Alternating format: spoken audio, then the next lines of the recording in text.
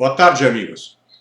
Hoje, como eu prometi, estou fazendo um vídeo que eu espero não seja muito longo, mas o suficiente para dar uma boa ideia do que entendo como relação entre nova ordem mundial, educação e controle mental.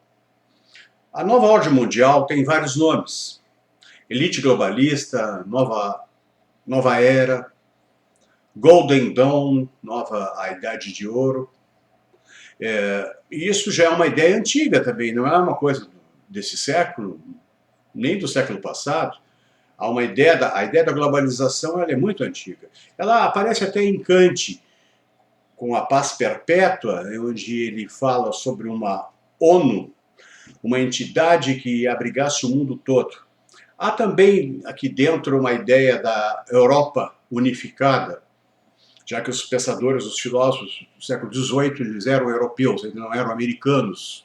A América ainda não tinha sido se desenvolvido nesse nível de pensamento. A nova ordem mundial, no entanto, do século XX, ela ganha instrumentos poderosíssimos, instrumentos econômicos, políticos, ideológicos, e uma das principais instituições da nova ordem mundial é o Instituto Tavistock, criado em Londres, exatamente para o estudo do controle mental. Já que a psicologia e a psiquiatria iniciadas por Freud e Jung estavam dando os elementos para esse instituto conhecer o ser humano, o funcionamento da mente humana, aquela mente diabólica de John Heasey, o fundador do Instituto Tavistock, o Major John Heasey, ele rapidamente percebeu que se pudesse ser conhecida a maneira como que opera a mente humana, haveria a possibilidade do Estado controlar o ser humano.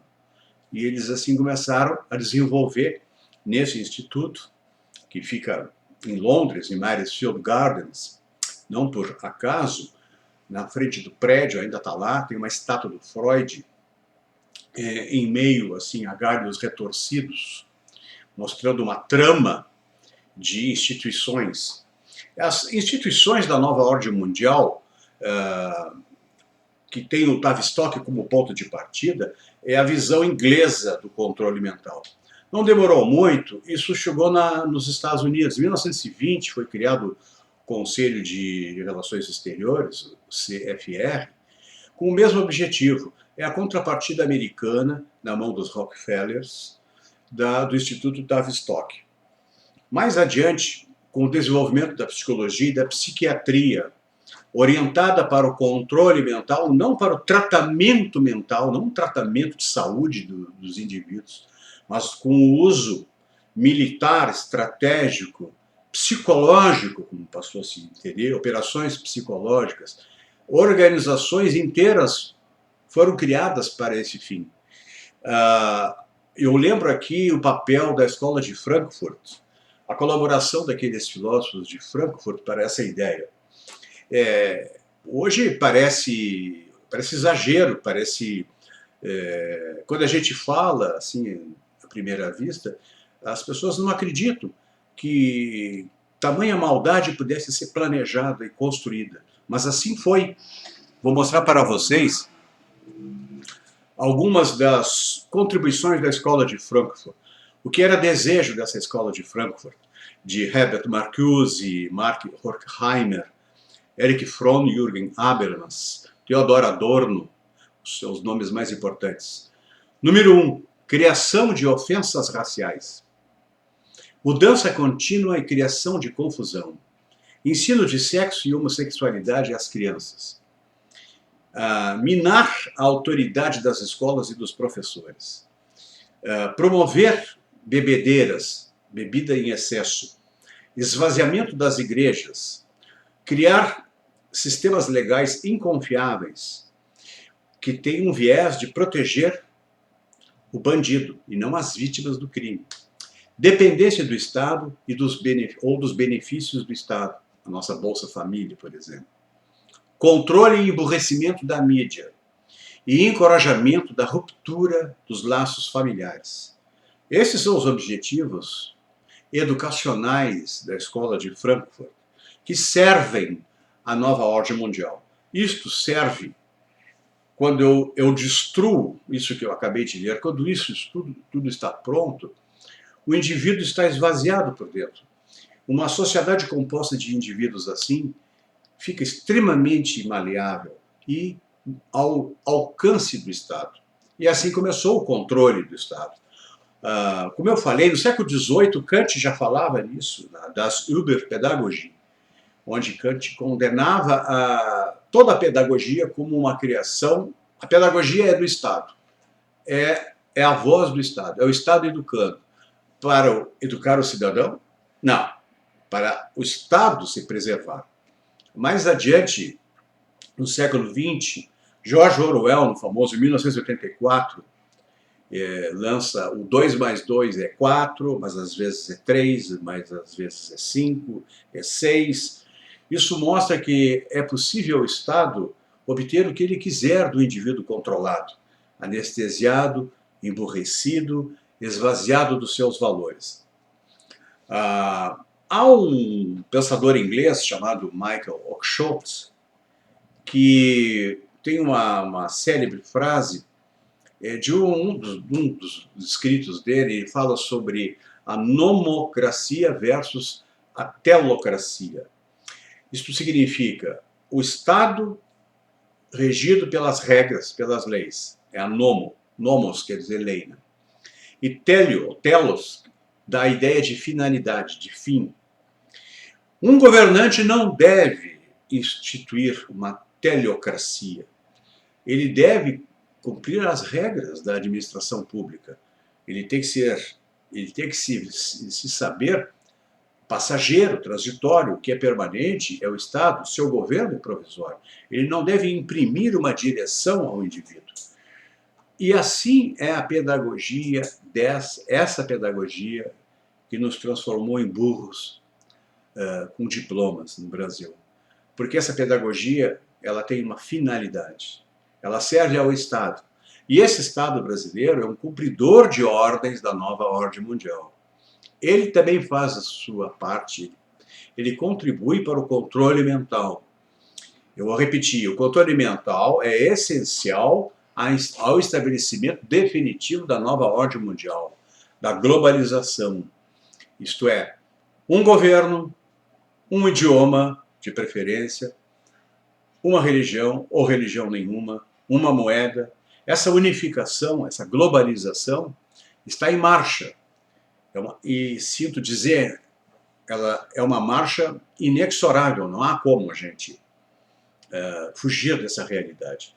Então, a nossa educação no Brasil acompanha esse ritmo e acompanha com muita paixão. Faz isso, parece que de coração. Ou seja, os nossos governantes, de Fernando Henrique Cardoso para cá, cumprem essas agendas de controle do indivíduo e o controle da sociedade, usando a educação como instrumento. Uma das primeiras coisas que o Fernando Henrique estabeleceu no seu governo, em 1994, foi a criação de faculdades de pedagogia. Essas faculdades de pedagogia se proliferaram. Em toda parte tinha, em toda parte. A onda era o professor fazer pedagogia. E ali ele aprendeu a contribuição que o grande educador Paulo Freire tinha a dar ao Brasil, foi justamente essa pedagogia do oprimido, onde está ali a marca do comunismo, do socialismo. É marxismo na educação. Isto é, o Estado promove uma orientação, dá uma finalidade à educação. E essa educação, essa finalidade, ela é marxista-leninista. Aqui se trata de professores transformados em agentes da transformação social. E professores com uma missão, não educativa, mas formadora. Ideologicamente, são formadores dessa ideologia. Ora, Paulo Freire, não me interessa se Paulo Freire tinha essa intenção de colaborar com a nova ordem mundial. Talvez nem soubesse disso. Mas o que interessa aqui é o efeito prático de sua pedagogia. Uma pedagogia que fracassou redondamente no Brasil. Todos nós sabemos disso. Existem outros autores que não carregam tanto no Paulo Freire. Eu, particularmente, carrego bastante no Paulo Freire, porque ele é o melhor exemplo, fica mais simples de dizer. Pedagogia igual Paulo Freire, igual socialismo. Essa é a contribuição do socialismo.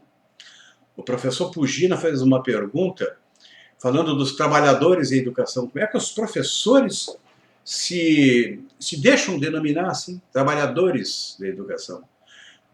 Com a ideologia Paulo Freire, com a ideologia socialista da educação, ficou fácil para os professores se verem como agentes da transformação social. Eles são agentes da mudança, da praxis. Eles agem na praxis, na realidade social para transformá-la. É claro que há a contribuição de Gramsci, com seu conceito de intelectual orgânico, e muitos professores, muitos pedagogos, entre aspas, são agentes da transformação social, são intelectuais orgânicos, mais ou menos conscientes disso. Essa é a contribuição do socialismo para a educação. E não vamos nos esquecer que a nova ordem mundial conta com o socialismo. Essa ideologia serve, antes de mais nada, para a destruição de valores judaico-cristãos. Uma vez destruído o judaísmo bíblico, não o talmúdico, o judaísmo bíblico, uma vez destruído este e o cristianismo, serão removidos os principais obstáculos à propagação e à eternização do poder desse Estado já de autoritário para totalitário, com um viés de esquerda, com um viés comunista. Hoje em dia parece meio fora de moda falar em comunismo, socialismo. O que interessa, na verdade, é o Estado totalitário. E o Estado totalitário é o Estado da nova ordem mundial. Não há como ser diferente. Não existe democracia, senão como uma falsa ideia de participação popular naquilo que é a vontade do Estado. Todas as democracias são totalitarismos em potencial, do jeito que as coisas estão agora no século XXI. Eu separei algumas coisas aqui para mostrar para vocês de como o planejamento da nova ordem mundial, do controle mental, se processou. Como é que isso começou? Nos anos 50 e 60, os pensadores, esses pensadores satânicos, começaram a arquitetar, começaram a planejar como se colocaria isso em prática. E eles diziam assim: elementos da classe baixa da sociedade devem ser mantidos sob o mais absoluto controle. A eles serão atribuídas tarefas e deveres já desde tenra idade. Lembra a história das crianças aos 4 anos dentro da escola? Que isso será conseguido através da baixa qualidade da educação, que deve ser a mais pobre de todas as educações. Em outras palavras, eles miram na educação, tornam-a ineficiente, é justamente o que eles querem. Essas classes baixas devem ser treinadas a aceitar a sua posição, muito antes que elas ascendam socialmente e reivindiquem algo mais, o que entraria em conflito com as lideranças, as elites globalistas. Além disso, tecnicamente, as crianças devem ser mantidas em orfanatos. Orfanatos está entre aspas aqui. São centros de cuidados diários sob o controle do governo. Começando assim, as classes mais baixas não terão nenhuma oportunidade de se mobilizar, elas não ascenderão socialmente.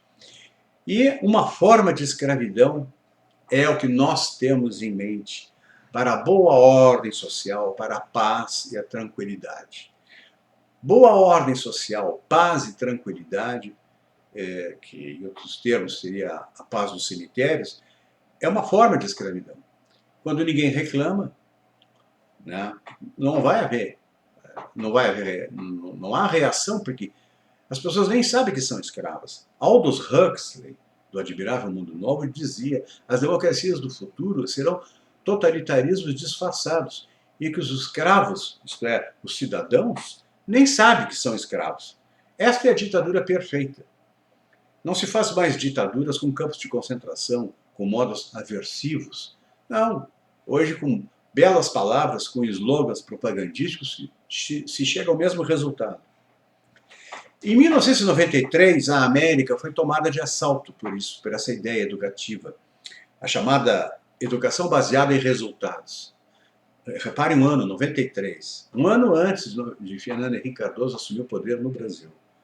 Não é de outro lado que vem a ideia de criar faculdades de pedagogia orientadas segundo modelos comunistas socialistas. Fernando Henrique Cardoso fez isso de caso pensado. Não foi o PT que criou a pedagogia comunista, foi Fernando Henrique Cardoso, sua esposa Ruth Cardoso, Paulo Renato de Souza, seu único ministro da Educação por 8 anos. Fernando Henrique Cardoso abriu as portas, depois tudo mais chegou. Reparem naquela agenda da Escola de Frankfurt, da qual Fernando Henrique Cardoso foi um bem aplicado aluno. Criação de ofensas raciais. Não foi Fernando Henrique Cardoso que introduziu isso? As leis raciais? Ensinar sexo e homossexualismo, ou homossexualidade às crianças. Essa é uma ideia já presente desde o governo Fernando Henrique. Agora, com o governo Lula e Dilma, isso aumentou muito. Isso está virando praticamente a aprovação da PL 122. Isso será inevitável. Amanhã, domingo, nos jogos de futebol, Rádio Gaúcha e outras emissoras estarão fazendo propaganda dessa lei. Eles vão gritar, vão mandar o povo gritar, o povo escravo na torcida vai gritar contra a homofobia. Isso é uma coisa feita de caso pensado. Reparem, a estupidez e o controle da mídia precedeu isso, pois agora nós estamos vendo os exemplos clássicos disso. Por fim, eu me lembro de um texto do Olavo de Carvalho, de 2008, onde uma jornalista pergunta para ele se a educação deve ser para todos, ou por que ela não deve ser para todos. E o Olavo respondia que a educação é um processo irradiante, que vai por círculos concêntricos. Você educa 10, que educam 100, que educam 1000, que educam 1.000.000 e vai assim. Agora, essa é a verdadeira educação que o Olavo está falando. A deseducação, isto é, a educação para o controle mental e não para a educação do indivíduo, é completamente diferente. Ela tem que ser democrática, isto é, para todos. Ela pulveriza entre todos. E assim ela não chega a lugar nenhum. A média de inteligência da sociedade é sempre baixa. Nós teríamos que catar a dedo os mais privilegiados intelectualmente. E estes sempre serão uma elite. As elites sempre existem. Não há como eliminar as elites. Sempre tem alguém que se sobressai. No entanto, a educação para o grande número não é justiça social, não é coisa nenhuma. É confusão. É dissipação de recursos e dissipação de objetivos. Dissimulação do objetivo central, que é o controle do indivíduo. Uma palavra final sobre psicólogos e psiquiatras. O Instituto Tavistock criou a psicologia moderna e a psiquiatria moderna também. Não com o intuito de curar alguém, de tratar uma doença mental, mas no intuito de controlar o indivíduo. Conhecer os mecanismos da mente para poder controlar os indivíduos. Os meios são inúmeros. A educação é o principal deles.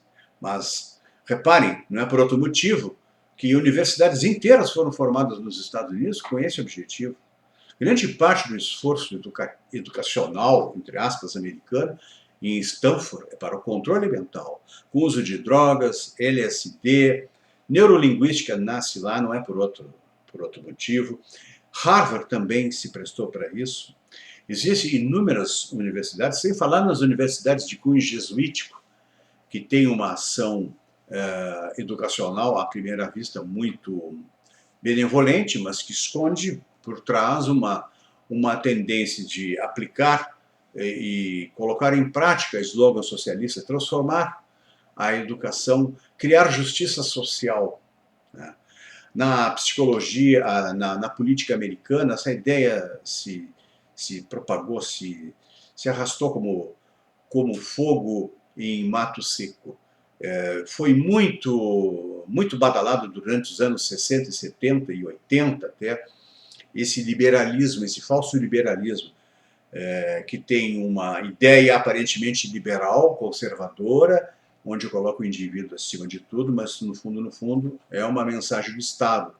É uma mensagem do Estado controlador. Não é qualquer Estado, é um Estado controlador. Um Estado que controla porque tem meios para exercer esse controle. Meios tecnológicos, educacionais, epistemológicos, tem meios políticos, econômicos militares, dispõem do Estado, dos aparelhos coercivos do Estado, coercitivos do Estado, do aparelho repressor do Estado, que é função do Estado a repressão, mas usada para um fim, que eu falei, um fim de controle do indivíduo. Esta é a tendência moderna da educação que encaminha o mundo para essa nova ordem mundial totalitária, onde nações não existem mais, estados deixam de ser soberanos e a tendência à unificação. A educação, então, morreu. No Brasil, ela morreu. Nós todos, nossos amigos, todos falam sobre isso já há muito tempo. Eu mesmo falo nisso há 20 anos. Os professores, alguns estão começando a abrir os olhos. Eles estavam trabalhando para objetivos que não são os da educação. Estavam trabalhando para os objetivos do Estado. E com isso nós atingimos um momento grave, onde o indivíduo pulverizado e a sociedade já pulverizada já está inerte, ela não reage mais. Ela depende do Estado e essa vontade da nova ordem mundial, infelizmente, vai se concretizar. Nós estamos às vésperas do Estado totalitário. Muito obrigado pela paciência de vocês.